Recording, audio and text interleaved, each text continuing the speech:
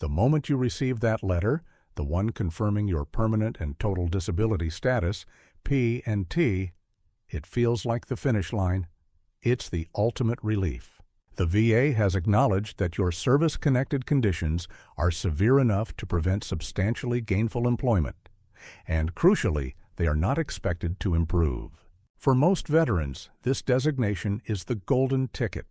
It means no more mandatory compensation and pension C and P exams, no more fighting the endless bureaucracy, and finally, some peace of mind. You're told it's permanent, you're told it's total, and you breathe that sigh of relief thinking the VA chapter of your life is finally closed. But here's the cold, hard truth that most P&T veterans never want to hear, and that few people talk about. Permanent and total does not mean untouchable. It does not mean the VA can never, ever look at your file again. While the likelihood of losing P&T is incredibly low, especially if you handle your affairs correctly, there are 7 distinct, documented, and sometimes terrifying ways that status can still be reviewed, challenged, and potentially even revoked. Understanding these vulnerabilities isn't about fostering paranoia. It's about providing the necessary defense. It's about knowing the rules of the game so you don't accidentally trip a wire years down the line. We're going to dive deep into the specific mechanisms the VA retains, even after stamping your file permanent, starting with the most disruptive and anxiety-inducing loophole in the entire VA system. The first and perhaps most frightening way your P&T status can be jeopardized centers around something called a clear and unmistakable error, or CUE. Now, if you're P&T, you likely fought tooth and nail to get that rating, navigating appeals and mountains of evidence. You won. But the VA retains the right to correct its own substantial errors, even years later. A Q is not simply disagreeing with a rating decision. It is a specific high-bar legal standard. It means that based on the evidence that existed in your file at the time the decision was made, the VA made a catastrophic, obvious mistake that would have fundamentally changed the outcome had they applied the law or regulations correctly. Think about that for a second. This isn't about new medical evidence showing improvement. This is the VA saying, "Oops, we messed up the math back in 2015, and you never should have qualified." The key distinction here is the time frame. The error must be rooted in the facts and laws at the time of the original rating. It cannot be based on current medical knowledge or new diagnoses. So, what triggers a CUE review that could target a P&T rating? Usually, it's initiated internally during an audit, or sometimes, ironically, when the veteran themselves tries to claim a new benefit or reopen an old denied claim, and the reviewer notices a glaring mistake in the historical records. Imagine a scenario where the VA inadvertently granted P&T based on an interpretation of the law that was later clarified by the Court of Appeals for Veterans Claims, making the original decision legally unsound.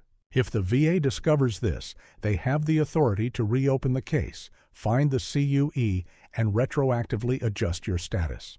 This is a rare event, yes, but the legal mechanism exists, and it serves as a constant reminder that the VA always maintains the right to ensure the integrity of its decisions. The sheer anxiety this possibility generates is immense because, unlike other reviews, a CU finding can feel like the ground being pulled out from under you, often without any action on your part to trigger it.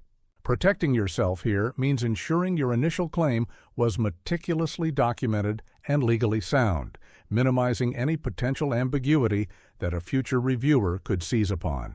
The VA is supposed to favor the veteran, but when a CUE is identified, that protective barrier often comes down. Moving on to the second vulnerability, and this is one where the veteran holds the key to their own protection, the threat of fraud or intentional misrepresentation. While the VA assumes good faith, if they discover that your P&T status was secured or maintained through deliberate deceit, the consequences are swift, severe, and extend far beyond just losing your disability pay. This is not about accidentally forgetting a doctor's visit. This is about outright lying to secure benefits you are not entitled to. The most common areas where this trap is sprung involve employment and dependency status. Remember, the total part of P&T typically means you cannot maintain substantially gainful employment. If you are claiming P&T status based on individual unemployability, TDIU, and the VA finds evidence that you are working above the poverty line or are engaging in complex business operations that contradict your claimed inability to function, that immediately triggers a fraud investigation. This is why the VA often cross-references your files with IRS tax records. They are looking for discrepancies between your claimed inability to work and your reported income. But it goes deeper than just income. Misrepresentation can also involve dependency claims. If you are receiving additional compensation for a spouse, child, or parent, and you fail to report changes in marital status, say you divorce but continue to claim your ex-spouse as a dependent, that is considered fraud. If you lie about where your children live or fail to report when a dependent child reaches the age limit, you are actively misrepresenting the facts. The VA takes this incredibly seriously. If fraud is proven, not only do you lose your P&T status and all associated benefits, but you are required to repay the overpayment, and in severe cases, you can face criminal prosecution. This is the one vulnerability that is entirely within the veteran's control to avoid. Always, always be truthful about your employment status, and immediately report any changes in your household composition. A simple oversight can be corrected, but intentional deception is the quickest way to permanently damage your standing with the VA and lose everything you fought for. The third potential pitfall is often overlooked because it seems entirely separate from the veteran's physical condition, P&T status based on specific dependency criteria. Many veterans receive P&T because their service-connected conditions are stable and severe. However, some veterans receive P&T status or the equivalent high rating because they meet specific criteria like being housebound or needing aid and attendance. These classifications are inherently tied to your current living situation and the level of care you require, not just the underlying percentage rating. If your P&T status is partially or wholly based on criteria like housebound, a change in your physical ability to leave the home, or a change in the required level of assistance, can trigger a review. For example, if a veteran is granted P&T due to being housebound, and years later they successfully undergo a specialized rehabilitation program that significantly improves their mobility and allows them to leave the house regularly and unassisted, the VA could argue that the basis for the housebound status and the associated benefits has changed. While the underlying 100% disability rating for the primary condition might remain, the specific auxiliary benefits and the permanent classification related to the housebound status could be challenged. The VA's goal here is to ensure that the benefits match the veteran's current functional capacity. If a veteran voluntarily submits evidence of significant functional improvement, perhaps while applying for a non-VA benefit or a different VA program, that evidence can be used to reevaluate the specific criteria that led to the enhanced P&T designation. This emphasizes the critical difference between a 100% scheduler rating that is deemed static and a 100% rating achieved through TDIU or Special Monthly Compensation (SMC) criteria that relate directly to current functional status. If your P&T relies on SMC criteria, you must be particularly mindful that those criteria remain accurately reflected in your medical records. Now let's look at the fourth subtle threat, the impact of concurrent benefits, specifically Social Security Disability Insurance or SSDI. Many veterans who are P&T are also receiving SSDI, as the criteria for being unable to work often overlap. While the VA and the Social Security Administration SSA are separate entities, they do not operate in complete isolation. When a veteran's SSDI status changes, it sends a ripple effect that the VA can sometimes pick up on. The most dangerous scenario is when a veteran feeling better or attempting to re-engage with the workforce attempts a trial work period, TWP, through the SSA. A TWP is a legitimate program designed to help disabled individuals test their ability to return to work without immediately jeopardizing their SSDI benefits. However, if the VA finds out you are actively participating in a TWP, or if the SSA determines you have successfully returned to substantially gainful employment, this raises a massive red flag for the VA. Remember, P and T means you are permanently unable to maintain substantially gainful employment. If the SSA determines you can work, the VA is going to question the total part of your P and T status, especially if that P and T was granted via TDIU. The VA may initiate a review, arguing that if you are capable of maintaining employment sufficient to satisfy the SSA, your TDIU status is no longer warranted. Even if your P and T is based purely on scheduler ratings, e.g., 100% based on combined percentages, not TDIU, attempting to return to work and reporting that income can still be used as evidence that your functional capacity is better than previously. Documented, potentially triggering a review of the permanent designation. This is a complex area, and veterans must consult with experts before attempting any return to work, even if they feel ready.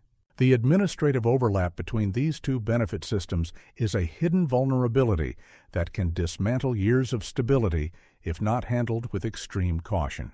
The decision to attempt employment, even part-time or low income, must be weighed against the potential risk of triggering a VA review that could jeopardize the entire P and T status. The fifth unexpected trigger for a review often comes from the veteran seeking an entirely new benefit, specifically VA home loans or specially adapted housing SAH grants. These benefits are fantastic and well-deserved, but the application process for them can inadvertently open the door to a review of your overall status. Why? Because these specialized benefits often require an up-to-date medical assessment focused on the specific functional limitations related to the housing modification.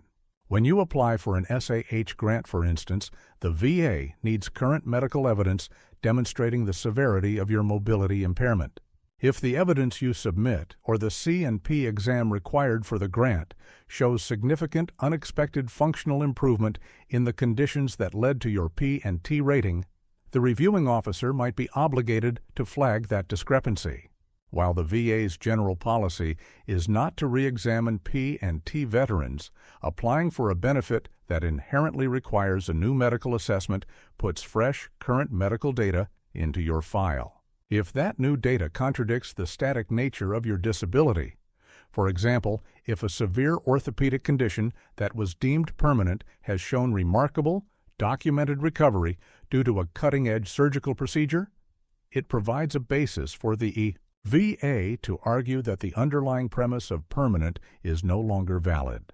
It's a catch-22. You need the new benefit because you are disabled, but the process of proving your current disability level can expose unexpected improvements. The takeaway here is crucial.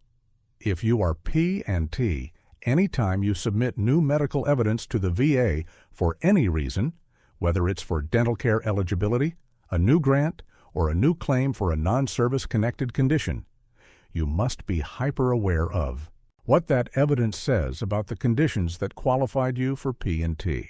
Never give the VA fresh ammunition that contradicts your static status. The sixth point addresses a subtle administrative loophole, the VA's right to re-examine for non-service connected conditions.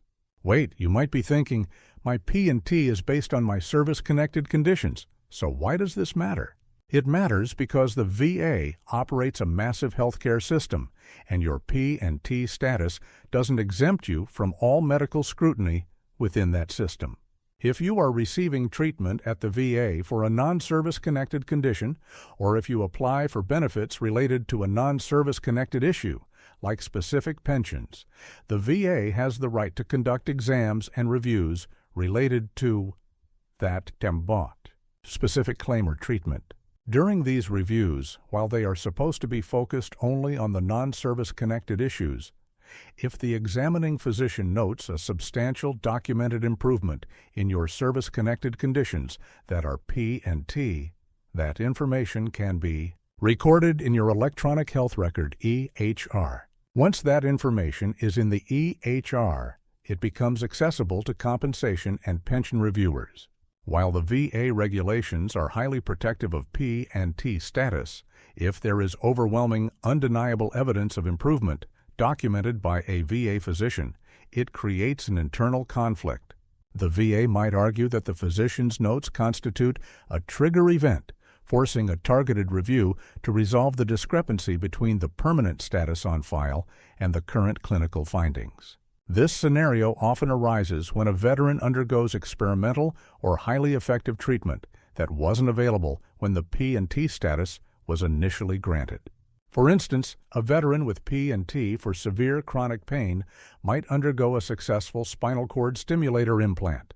If the VA physician notes that the veteran is now reporting 90% pain reduction and has significantly increased mobility, that medical fact, even if recorded during a visit for a flu shot, could initiate a review process targeting the permanent aspect of the rating. This is a subtle but potent danger, emphasizing that P and T veterans must remain vigilant about all clinical documentation, even for routine care. Finally, the seventh and perhaps most insidious threat to P and T status is the silent killer, inconsistent or absent medical records. The VA granted you P and T because they determined your condition was static, not expected to improve. The regulatory assumption is that a permanent condition requires ongoing management, even if the severity level remains constant. When a P and T veteran completely stops seeking medical treatment, particularly for the conditions that granted the P and T status, it creates a vacuum of evidence. While this lack of evidence might seem beneficial, no new records means no evidence of improvement. It can actually work against the veteran in the context of an audit or review. If the VA were ever to initiate a review, triggered by one of the previous 6 points, and they find that you have not seen a doctor for the severe condition for 5, 7, or even 10 years, they might argue that the lack of treatment suggests the condition is not as severe or functionally limiting as originally claimed. In the VA's mind, if a condition is truly 100% disabling and permanent, it should require at least periodic monitoring or medication management. The absence of records can be interpreted as a lack of ongoing functional limitation. Furthermore, if you do see a private physician and those records are accidentally or intentionally submitted to the VA, and those records contain language suggesting significant functional recovery, such as patient reports feeling great, returning to hiking and full-time work, that documentation directly contradicts the permanent and total classification. You must maintain consistent, accurate medical documentation that reflects the ongoing severity of your condition, even if you are simply managing symptoms. You don't need to go to the VA, but you do need to have a medical history that supports the continuous nature of your disability. The goal is to ensure that if the VA ever opens your file, the last entry confirms the status quo, reinforcing the initial finding of permanence. So, where does this leave the P and T veteran? It leaves you informed, and that is the most powerful defense. P and T status is highly protected, but it is not a magical force field.